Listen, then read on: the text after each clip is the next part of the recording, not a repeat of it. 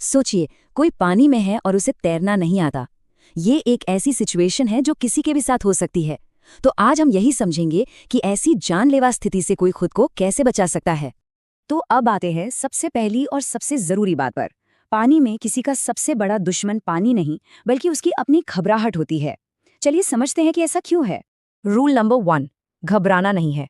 कोई जितना ज्यादा घबराता है, जितना ज्यादा हाथ पैर मारता है, उतनी ही तेजी से वो नीचे की तरफ डूबता है। शांत रहना ही बचने का पहला कदम है। तो भाई, इसके पीछे की साइंस क्या है?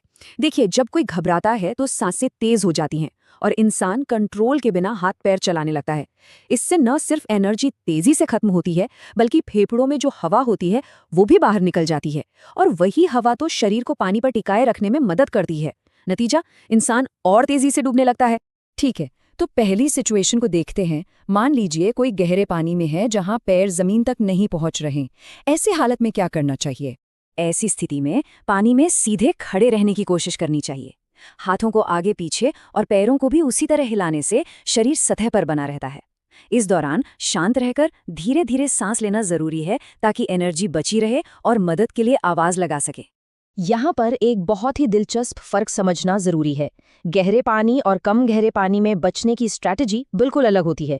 गहरे पानी में मकसद होता है सतह पर बने रहना, जबकि कम गहरे पानी में मकसद होता है नीचे की जमीन का इस्तेमाल करना। चलिए देखते हैं कैसे। अब आते हैं दूसरी सिचुएशन पर, जो ज्यादा कॉमन है, जैसे कोई स्विमिंग पूल या कोई ऐसी जगह जहां पानी बहुत गहरा नहीं है। यहाँ बचने का तरीका एकदम अलग, और सच कहूं तो काफी आसान है।